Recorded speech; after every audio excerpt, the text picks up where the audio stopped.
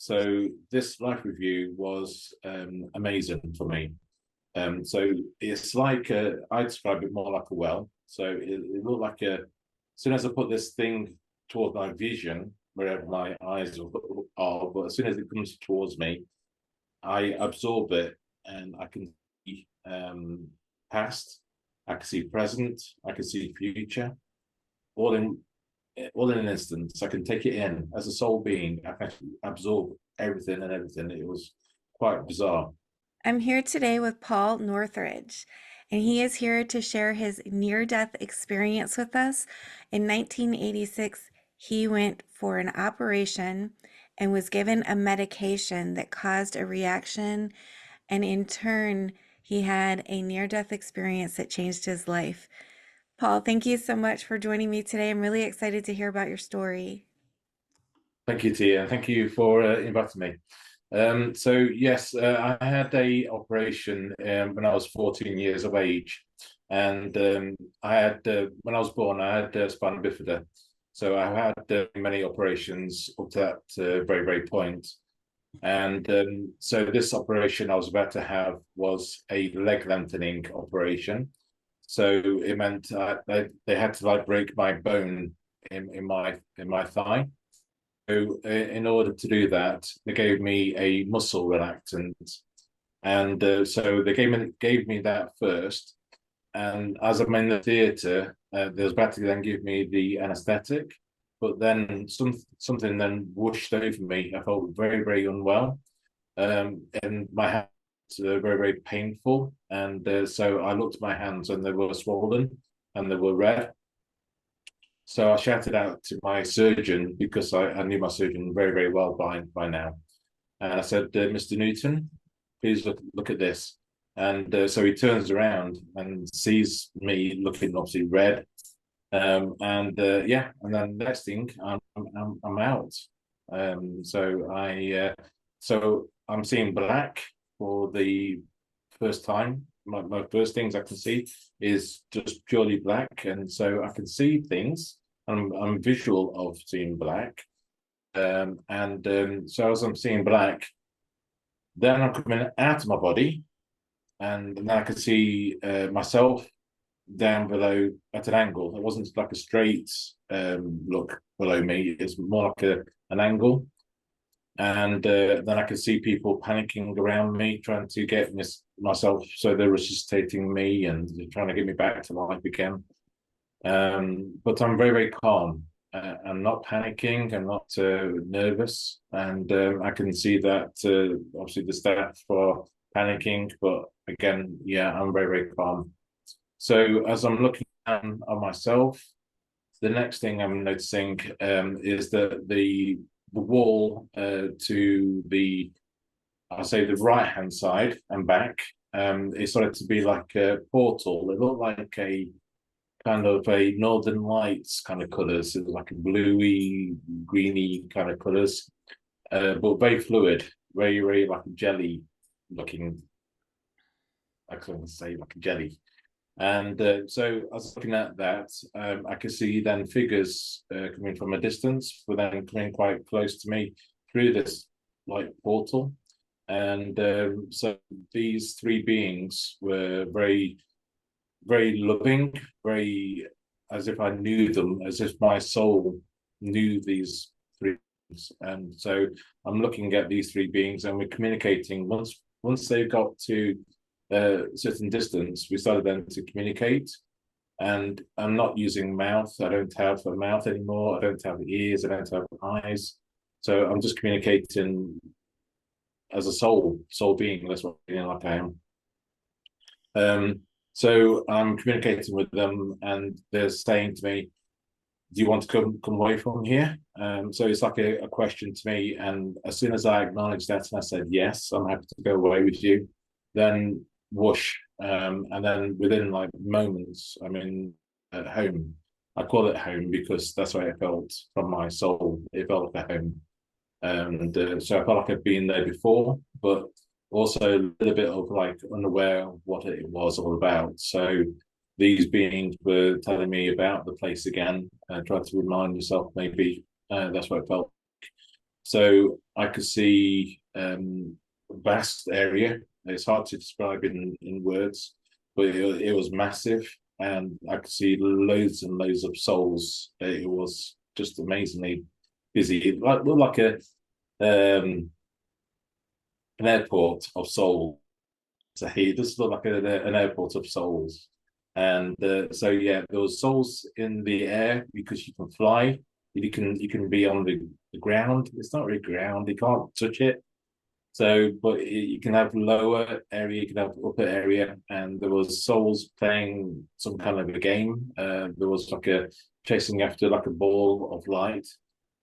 Looked like some sort of like a volleyball or tennis type game, chase after this ball. And so they looked like they was having a lot of fun. Then I'm walking then over towards another, and I say walking, we're just moving, not walking really. And so then I see another soul that's more on the floor area, and this soul was like in a cocoon shaped thing, and it was lots of light and colours coming away from this wall, and they was describing to me not to bother with this soul, and I said okay, no problem at all.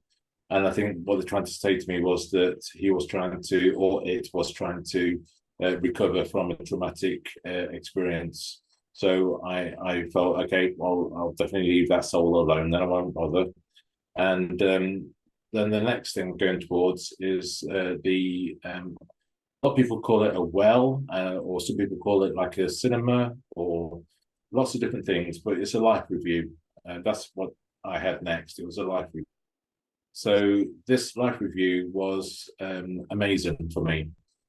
So it's like I describe it more like a well. So it looked like as soon as I put this thing toward my vision, wherever my eyes are, but as soon as it comes towards me, I absorb it, and I can see past, I can see present, I can see future, all in an instant. So I can take it in as a soul being. I can actually absorb everything and everything. It was quite bizarre.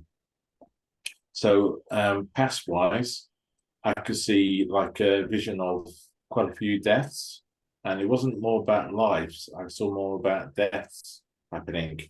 Maybe if I was able to like just pick it out and maybe look at it, maybe I could look at it. But anyway, I saw quite a few deaths, and one was very horrific.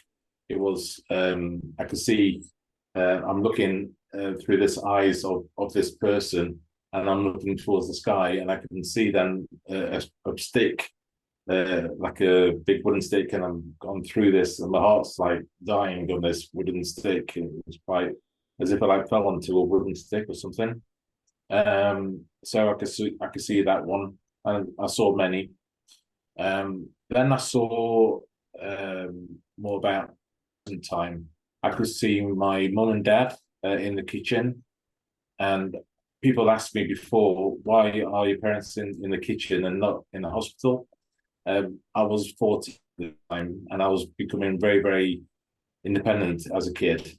And I was also very, very strong character, saying like, okay, I'm in the hospital, I'll have an operation, and I'll call you back when I'm done. So don't panic, everything's fine. So I was that kind of character at 14. So that's the reason why I saw my parents in their house. So they were thinking, I wonder how Paul's getting on with his operation, and we'll make all this nice food for him when he's out of the operation. We'll come over with this lovely food. He'll be hungry and all that kind of stuff. So I can see their thoughts and momentums and care and all that kind of thing. Then I could see future. So I'm 14, and when I come back after this, I'm thinking, what's that? I'm thinking like, okay, so why am I seeing Russia? I saw Russia a lot. I'm thinking, okay, well that whatever that was, it was very, very bizarre. So I could see in my future, like I'm flying over Russia. I could see a ceremony, but I wasn't sure what the ceremony. I knew it was an important ceremony, very loving and very caring kind of like ceremony. anyway, long story short, I get married to a Russian lady, and the ceremony is not in a church; it's actually in a register office. And so it's me getting ready before the ceremony. As soon as I sat in on wedding, and I'm sitting waiting for my wife to come, or my girlfriend to come to the ceremony, it was my same emotions. I'm feeling nervous. All these people giving me lots of nice, feelings, and so I'm thinking like that was the moment. So I had that vision of that moment there. So yeah, so I could see past, I could see present, I could see future. Future was also quite bizarre. I could see myself getting a little bit older as well. Like this is my vision. A little bit, everything gets a little bit blurry, and I'm thinking like, wow, I saw myself blurry as well at one point. So I can also see myself dying in a Russian town as I get older. And I look very old, very weak. And I saw my wife, maybe my daughter. I saw two ladies definitely near to the bed, and I just pass away as an old person. So I could see that as well. So there's lots more things. I had an education as well. The education was interesting. I saw like a tree of life. It's like if you ever seen the film Lucy with Scarlett Johansson, Yes. yeah, there's the moment where she can see things like holographic, and she saw this tree, holographic tree, and yeah, so then I saw that as well. I could see energy going in, energy going out, and it was like yeah, it's like the lungs of the planet really, and that's what it's about. So I saw that. I saw um, heart problems as well. Like if I ate too many fast foods, I could see like the heart getting clogged up, or I could see a baby getting born and like getting bigger and bigger in the woman's womb. So almost like an education going off of like our species, look after yourself, how we, should be looking after ourselves really. That's what I felt it was. Yeah, so I saw that. So when I came back from my life review, these three beings who were with me said, Paul, well, then I think they didn't call me Paul, they just, do you want to go back? And I said, I'm only 14 and I've got so much more to live and I've got so much more to do. And the three beings with me said, yes, that's correct. And they're almost like emphasizing my thought process, and they're agreeing, and we're making like an agreement with each other again. We're making like they're offering me to stay or go, and I'm thinking, well, 14 years of age, got more to do, and they're saying yes, yes, yes. And as soon as I said no, I'd like to go back, and then bam, I'm out. I'm out from home, and I'm waking up in hospital, and I was buzzing. I was full of energy. I think they gave me something like to get me back to life again. I'm sure they gave me some adrenaline or something, because I was buzzing for a person who's had an operation. I was like, yes, yes. I don't know. I was just very, very bizarre for a 14-year-old. But yeah, it was an interesting experience. I would say interesting at the very least. That is an incredible and profound experience. Um, did you know those three beings that escorted you kind of around this other side? Um, I felt that I knew them, they knew me, and I felt like we were all looking very, very similar. So I think as I can describe you as, okay, so almost looking like a head, but then a little bit like a shoulders, and then that's like disappear. So you got like a head shape and then shoulderish kind of shape, and then you just, yeah. But you can also change your style a little bit. You can also adapt and mold yourself, like the cocoon person that I saw, I think that person was able to mold and shape themselves. And likewise with flying, when people were doing this game thing, again, that you could fly. And I'm sure that the ball was another being. And but again, they took turns of being the ball or the player, and they could do that as well. I felt that's what I believe in. You saw your future in your life review, so it's kind of already written that you were going to come back. Would you say there wasn't really a choice involved, or did they already know what your choice was going to be? Hmm, good question. I felt like it was going to happen again. If I said no, I want to stay here, I felt also that I was going to do it all again, and I thought, no way am I going back to school. No way. I tried to say I hated school when I was young because I got bullied a lot when I was a kid. And I'll tell you a bit more about the life review in a minute about bullying because I need to tell you about that as well. So I forgot to tell you that. Basically, I think that they understood that I was young, and I, as a soul, felt I was young, and I felt like I had to go back to experience more things and do my mission, whatever that will be. I feel like I have more knowledge of my mission since the near-death experience. Tell me more about your life review that you were going to tell us about. Yeah. Okay. So when I had the life review past experiences, I saw a lot about bullying as well because when I was at school, I had a lot of problems because of Spina Bifida. A lot of children were seeing me as different. So I was then a disabled person in school, so I was seen as different. So I was bullied a lot, and instead of being bullied at one point, when I was about 6, 7 years of age, I decided to change it. And I thought, okay, enough of bullying. I want to be the bully. And so I decided for a short period of time to find some weaker children. Sounds horrible, but that's what my young thoughts were. To find young children that I could pick on. And so I picked on them, unfortunately.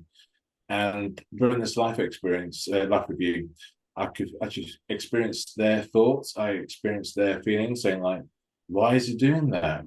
That's not usually himself. He normally keeps himself to himself, and why is he becoming so horrible to me? You know, I'm really, really confused, really sad, painful. I could feel everything that they were experiencing. So it kind of like told me that when you do something bad to another person, when you have your life review again, you will experience that. And yeah, so try to not hurt others is the biggest thing I learned. You also saw when you were going to die and kind of the events surrounding your death. Do you feel like that is how you're going to end up? Um, yeah, it felt like I'm seeing a future, and when I see the future, it was almost like in chronological order. It felt like I could see myself. There's things I've mentioned yet. I saw myself driving, and when I was a younger lad of 14, I thought I would never drive because I thought, okay, I'm disabled, and I never heard of people driving who are disabled. So I thought, okay, I won't drive. And yet I still had a vision of me getting excited and saying like, yes, I'm driving. And when I passed the driving test when I was 17, I managed to find a automatic car, and I could drive them with my left foot, and my right foot could be, out of the way, and so I could drive with my left foot. And so that was a sense of freedom, sense of independency. So that was a nice moment, and yeah, so that felt like, oh, that was the moment I saw myself going like, yes. And so, yeah, it was nice to see that. And so you said if you didn't come back, you would come back as yourself again and relive your entire life. Is that like you would be reincarnated, but still in the same experience? Yeah, I think I think time is not really. I think time. I think what they say is time is not a real thing, so to speak. I think time is. I don't know what the word is for it, but anyway, I think it's different to what we as human beings can see it, and I think that I think I would just just reset and go back and relive it again. So I think reincarnation does exist. And when I was a baby, well, not a baby, when I was about 3 years old, 4 years old, I can remember having a conversation with my mum and saying, explaining a situation that I remember something, but not from my life, but from another life. And I'm trying to explain that to my mum, and she obviously no idea what I was on about. Couldn't get the words out to her. But I naturally felt like I've been reincarnated before. That's interesting. Are you always reincarnated as Paul, or are you other people or other experiences? Other experiences, Yeah. yes, I think that different lives. I mean, the one that I saw that was really horrific. I felt like it was a Roman or Greek time. It was like an older experience. Yeah, so definitely I've had different experiences of male, female, and yeah, I think maybe you choose the next life, but certain things, but you don't know the full life. As a soul being, you can like choose, okay, male, maybe musically gifted, or artistic, or something like that. You can have like traits, and then and then that's what you have, I think, and then you go into that life, and then you enjoy it and try to enjoy it as much as you can. And so you came back, you're 14 years old. Were you born in or raised in a religious household? Yes, I was. So basically, I was born Catholic, and so my mum is Catholic, and we used to go to church quite regularly. And when I got towards around about the 14 years of age, I started to feel like it wasn't for me. I felt a lot of questions were going off. Maybe a little bit before 14, I started to question things, and yeah, I mean, it's not for me. Religion is not from my side of things. I'm more of a soul and spiritual person. But everyone can think what they wish to think. If they want to believe in God and religion, that's great. As long as they're causing no harm to others, and vice versa, everyone can believe what they want to believe. But from my perspective, I didn't see any religious figures in my near-death experience. It was more about souls. It was soul being is, like I said, no facial features. It was more like a silvery, bluey, lots of different types of colours. There's a film called Knowing with Nicolas Cage, and that was also quite a good way of describing how a soul being looked, if people wanted to look at the film Knowing. Or there's a great artist in the UK called Lloyd Canning, and I've interviewed him for the things, and he painted a picture, and he showed me this picture, and I said, "That is it. That is the soul. That's what I saw." And so, yeah, it's called the Eternal Spirit. So I do recommend to have a look at that if you wanted to. Was this experience what changed your philosophies, or was there something else? I started to think about religion in the young age when I was in primary school. So between the ages of like 4 to 11, I had a lot of Catholic ladies trying to do things for my legs. They tried to heal me. They was using holy water and all sorts of things and praying for me, and it confused me, to be honest with you. It felt like, okay, so I'm not getting healed, so I've been punished. That's what it felt like. It felt like I was being punished, because I'm not being healed, and it felt like I was being So God's told me to be disabled, and He won't change me. I'm being punished, and So I had a bit of like a negative impact from being at school with a disability. And it's also affected me because of how the nuns were treating me and other children. Like, sorry to say, sometimes being hit because they did a child did something wrong.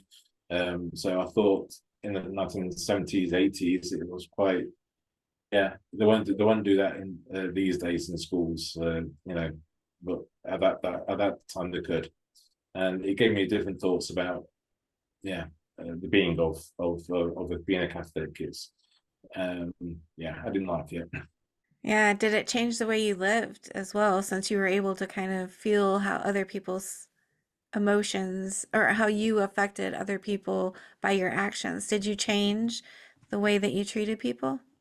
Yes, yeah, I feel like I'm a very empathic person naturally, and even before the near death experience, I'm very much empathic, and so in regards to like how I look after other people, yes, I want to make sure that they're okay, and my my main wish is to help people. So the career that I do is helping people to find careers.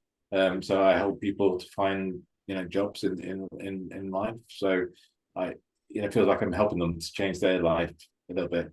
So that has a great good feeling from my side of things. So yeah, I want to try and help people as much as I can And you didn't get to stay there, but what do you think happens when we die? when you die. Um, I think you can stay there. Obviously, when you definitely do die and you don't have that choice, I think yeah, you will stay at home for a while, recover if you need to recover, and then the soul is very excited to go back to Earth. Actually, it's like very hungry for knowledge. It's very like yeah, it's so excited to go back to learn, and not necessarily Earth, but I think there's also other places, other planets you can go to as well. I think it's not just Earth, and yeah, so I think it's very very hungry to learn things, and I just feel like from my own perspective, it feels unnatural to be on Earth a little bit as a soul because a soul is like I said, it's really excited to be on the Earth because he wants to learn, he wants to have fun and all this kind of thing. But then it gets into like, oh, you got to go to school. Oh, we got to go to work. Oh, you got to work until you're almost dead. It's not set up in how the soul wants it to be. It's a little bit unnatural from my perspective. The three beings that you saw felt familiar to you. Do you feel like they were kind of maybe family members from another lifetime, or are they kind of like social workers on the other side? Um, I thought they were more like guides, and when I came in for my first moments, and I'm seeing this game, I could also feel like there was also new soul arriving, and they also had their guides as well. So I feel like it's yeah, I think they're just guides really, and again, I don't see facial features. So yeah, just trying to think what else I saw that you might be interested to know about. I think about cats and dogs as well. That's another thing I remember during the live review. I saw about how important cats were and dogs in different ways. I can remember seeing the cats purr when the cat's purring. I could see actually colours from its throat, and it's like almost aiming it at the person to like give them healing or communicate. And so it was like colors of, rather than seeing like hearing the fur, I could actually see colors. And that was quite bizarre. And same with dogs. They have like unconditional love, which we know. But I saw that and felt it at 14 years of age. I just felt it was like they've been made to be given that unconditional love. Oh, that is so cool. I love cats and dogs, so they definitely do feel like they have some sort of healing energy to them. 100%. Yeah. It must have been amazing to see that colors coming from the cat purr. Yeah, it was hard to describe really. It's just like a rainbow almost coming out of its but in like ripples of rainbows. That's how it looked a little bit. A lot of these things you can't describe. So were those the animals that you saw on the other side? I just thought it was more of a like a education. There's a lot of Mm. educational things going on. So when I had the life review about myself, like past, present, future, it then took me off into then the knowledge of animals and people and looking after your heart and things like that. Fast food, actually see the heart cooked up and things like that. It was yeah, it was really, really much of like, yeah, you need to look after yourself. And I try to not eat too much fast food because of that reason, really. Yeah. And another thing I'm just trying to remember as well, when I had the being saying, "Do you want to go back?" I can remember then seeing like a portal or something, and it looked like the light. A lot of people say about the light, and I saw the light, and it was like whirring around, and that was me thinking, okay, so I've got a decision: do I go through that light and go back to me again, or I stay here? So that light was almost like again the portal that I saw differently in the hospital. When you were there, did it feel like you were maybe in a dream landscape or did it feel real? It felt very, very real. And a lot of people think it is when I've done a few of these talks before, a lot of negative messages come through saying it was a dream and things like that. And I mean, there are chemicals that go off in people's brains. Yes, I agree. But the the way it comes through from there's so many things that are very, very similar. And a lot of people talk about life reviews. A lot of people talk about how they see beings, and yeah, a lot of people maybe use their own like frames of reference. Maybe they'll say like, maybe I saw my old grandma or granddad, um, and maybe they did. You know, I'm not disputing any people's accounts, and maybe they saw a religious figure, but my own perspective was that perspective. I just interviewed someone, a researcher on near death experiences, and they said everything is a chemical reaction in our brain, every experience that we have. And so that's how we know near death experiences are real because all of the experiences around us are, it's kind of like uh, the chemical reactions are the interpretations of the spiritual things that are happening around us. And Mhm. we see it as like a room with drywall and wood and things like that, but it's really spiritual things happening around us. So yeah, I think that it's very interesting how real near death experiences do feel and how people try to kind of write them off as chemical reactions in the brain when Yeah, really the yeah. only thing is the spiritual stuff and the chemical reactions in the brain is a reaction to that.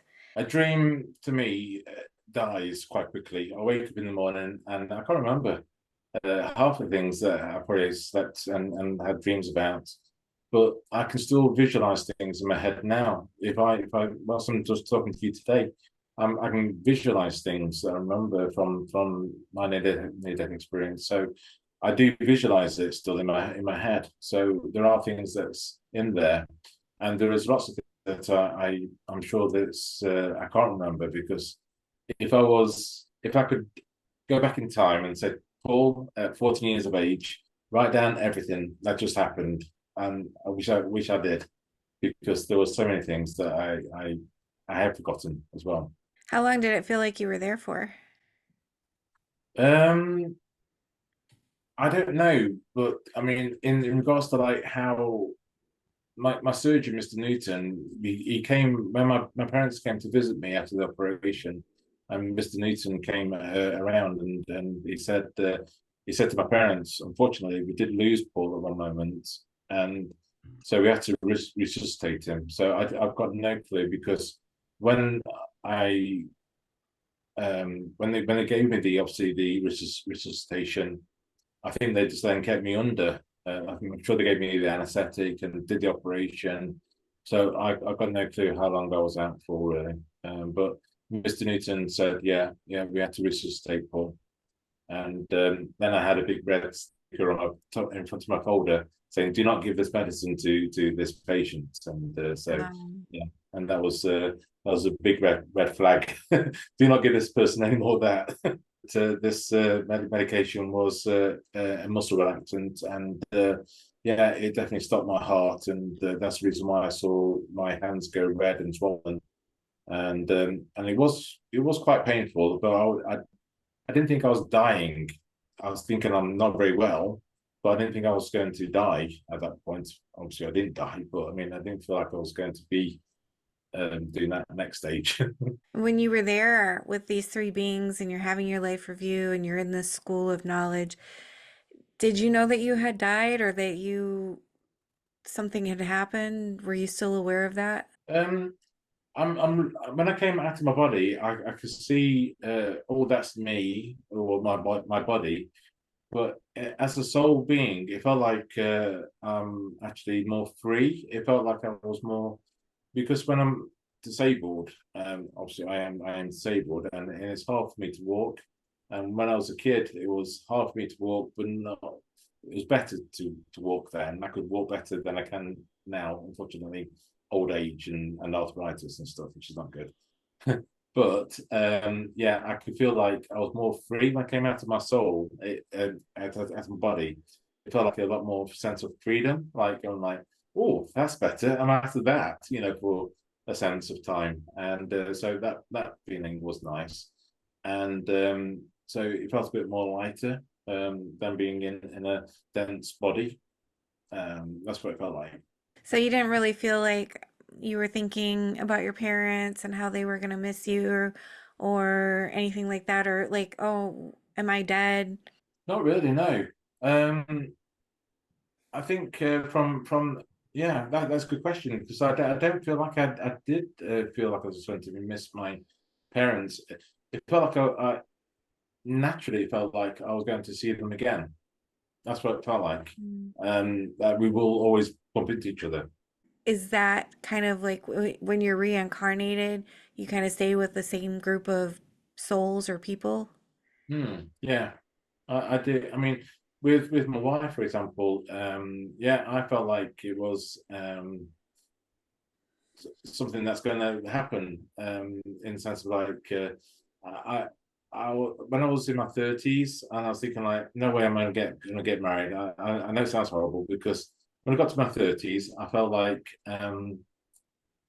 yeah, I'm still single in my 30s and no girls was dating me but and I kind of like forgot about my near-death experience in my 30s, and unfortunately I started to like drink a fair bit of alcohol, and that is also that I saw in my future as well, believe it or not. And I actually saw myself.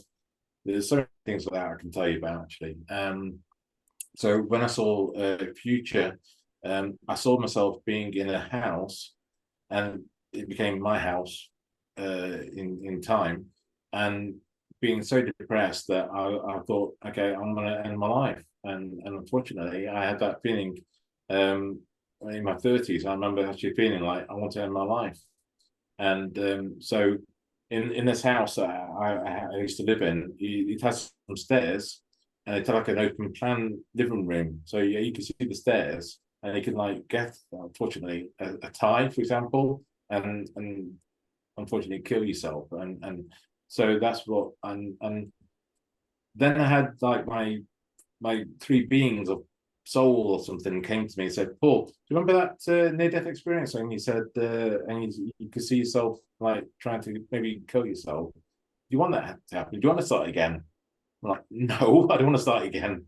So I stopped myself. I didn't carry on to do that. And yeah, and eventually, in my later 30s, I met up with Yulia, and yeah, we hit it off in Russia, of all places. And it's quite bizarre because my mum-in-law, she also had a near-death experience, and because I had that conversation with Julia saying about her mum-in-law's, her mum's near-death experience.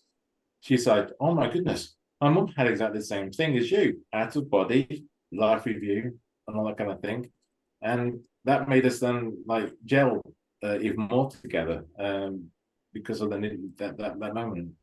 Wow, that is amazing. It's like almost like the near-death experiences from her mother's side and yours, were kind of like put there in place to help you.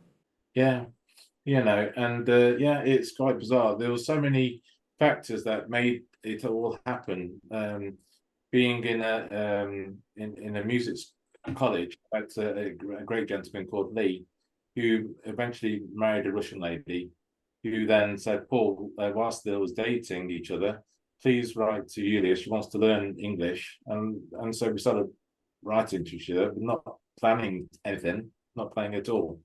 And yeah, eventually we become, not just writing to each other, but eventually marrying. A true love story. Yeah, it is. I could tell you lots more about that, but yeah, it is basically like a fairy tale in Yeah. my head, anyway. And it's weird how you saw so much Russian, some like information about Russia in your near-death experience, like how it was planned. That's beautiful. Do you Mhm. feel like your near-death experience kind of opened a portal? Are you able to kind of go there or get that feeling again? Unfortunately, not. It definitely felt like a home to me, and I will always say it was going back home. But I think sometimes in our dreams we can probably go to realms, and those realms are getting towards the edge of home. It's not going to home, but you're in that realm of a different place. And yeah, so I think our I think we can when we go to sleep. I think we can go into places, and yeah, I think dreams are interesting for that reason. I think they're very they do fascinate me, and I wish I could remember them because I don't. Did you bring back any gifts with you, like clairvoyance or psychic abilities? Yeah, a little bit. I'm a little bit clairvoyant. Not totally. I think I was more clairvoyant as a kid, naturally. And also, just to give you a bit of a heads up as well, when um, when I was young, I knew someone at work, and this was actually part of my near-death experience as well. So, I'm just trying to think how to explain to you. So I was working, and eventually I left, and so I see him again a couple of years later in a town. And anyway, so long story short, he borrowed money off me. I was not happy because he wasn't giving me this money back, and it made me very angry anyway.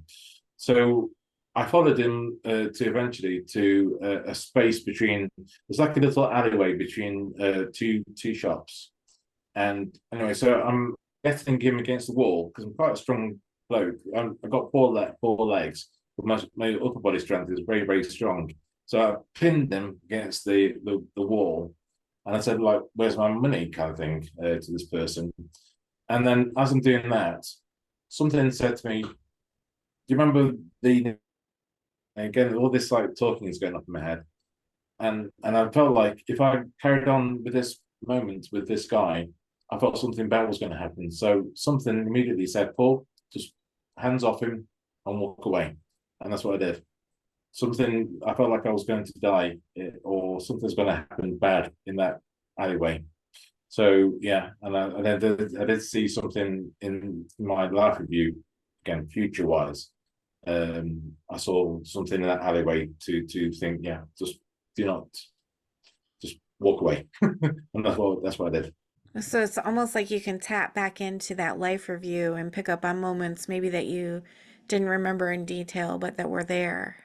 Yeah, yeah, and I think sometimes these three beings of souls or my God, my guides. I feel like they're still around. I still feel like if I'm off my track a little bit, off my path a little bit, these will go like, aha, Paul, hello.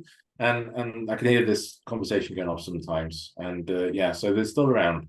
Do you feel like your guides are maybe like higher versions of you, or are they completely separate?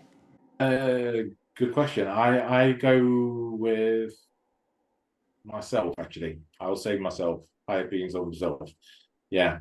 Um, there's a good guy in the UK worth interviewing if you ever see him. He's called Anthony Peake. Anthony Peake. He talks about the daemon, and I feel that these are maybe my daemon. So, Paul, were you sent back for a reason? Yeah, so the major things that I came back with, once I realized it was a near-death experience, when I was 14, I never heard of near-death experiences. And so I thought when I came back it was just a crazy dream, very, very surreal, but I can remember it very, very well. And then when I got to 20s and I saw a documentary and people said about, okay, I'm out of my body, I had a life review, and I thought, blimey, that's happened to me. So I kind of like realized it was a near-death experience. And so the major words that I got from the near-death experience was that is learning. So again, the soul is very, very hungry to learn. It's such a so it's almost like it needs to devour memories and fun and things like that. So learning is very, very strong. So learning connection was the second word I came out with. So connect with people and yeah, get to understand people. They get to share knowledge with each other and things like that. It's very, very important. And yeah, so and love. So love and unity is very, very strong as well. So yeah, so love each other, be kind, and yeah. So yeah, I just think don't fight. Yeah, love. That's really a beautiful message, and thank you for sharing that. And we talked about a tapestry that you saw over there. Tell me about that. Yeah. So it's hard to describe in in my own words, but how I would say it to yourself is like I came before I go back to the moment where you can go back or not go back when I saw this like portal. I'm sure they showed me a thing called a tapestry or something like that. Or anyway, it's almost looked like a woven thing of where you can pick out a strand and feel a moment of someone's life or something. So you can feel it or tap into it. And yeah, so all this like material, it wasn't material, but whatever it was, it looked like material, but you could expect everyone's moments of life and experience just wove into each other. And I thought that was quite amazing to see.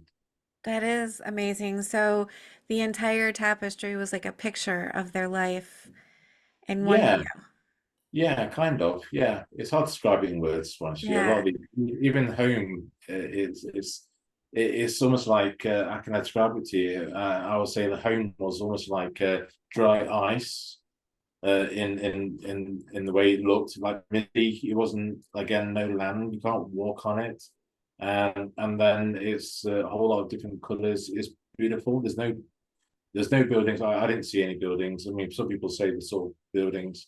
I didn't see any buildings because you can't go through buildings. You can't, it's very hard to describe what I saw, but it's just like I say, very, very vast and but very, very loving. The whole place was just pure love. That's what I would just say about that place. It was just pure love. Did it have earth features like green grass or blue sky or anything like that? It's totally different than anything we know here. Totally. I can't. That's why I can't word it out to Yeah. you. I'd just say, like I said, it's very, very misty in that, but colourful mist. Mm, Yeah, that kind of thing. Yeah. sounds lovely. It is amazing. Paul, if my viewers wanted to reach out to you, how can they find you? Yeah, so I've got on Facebook, you can reach out to me on Facebook. It's Paul Northridge author page. So I've got a book that I created ages ago now. Well, I was in my 40s, so about 8 years ago, 9 years ago. I wrote a book, and yeah. So if people wanted to reach out to me, find me on Facebook, Paul Northridge author page. I've done a few things with my friend called Unite the Planet, and that's a YouTube channel. And also we've got a Facebook page as well. There's not been much activity because I'm doing a college course. I'm doing counselling level 4, so I'm doing more about counselling at the moment than anything else much at the moment. But you can still find me on that way if you like. Oh, you stay busy. Tell me more about your book. What is that about your experience? Yeah, I do a section about the near-death experience, and I do jump backwards and forwards. I'm very, very, as you probably told today, I'm very, very tangent. I'll go here, there, and everywhere, and it's very hard to keep up with me. But in the book, it's very much the same. It will go through my life with Spina Bifida, and the time when I met up with my wife, Julia, and describe that story because it is, like I say, it is a fairy tale. So many factors with that. It is an incredible story. And yeah, and how it affects me even now, the near-death experiences really, and reason why I'm here, and yeah, and also I'm very, very funny.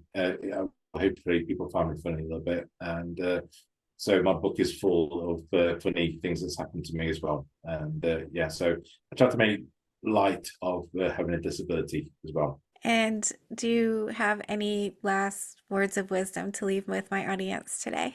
Yeah, just love each other, be kind, and yeah, and I don't recommend to have a near-death experience for everybody, um, but it's once you do have one, then it's yeah, it just changes your life. Thank you so much, Paul, for being my guest. I've enjoyed this very much, and your story is just beautiful, and so is your message. Thank you for sharing it. Oh, thank you, Tia. Thank you for having me on today. I really appreciate it. Thank you. Thank you for being here. I just want to tell you how much I appreciate you being here and supporting my channel. If you haven't already subscribed, please consider subscribing if you enjoy near-death experiences and other spiritually transformative stories. It helps the algorithm know that this information is useful and push it out to more people. And that's the goal, to get as many people to know that we are eternal spiritual beings and that we never die. Our bodies might die, but our essence will never die. And I want people to live with less fear. Let's all spread the word. Like, comment, subscribe, share, hit that little notification bell so you get all the notifications when my videos post. Thank you for all of your support. I'm sending love to you.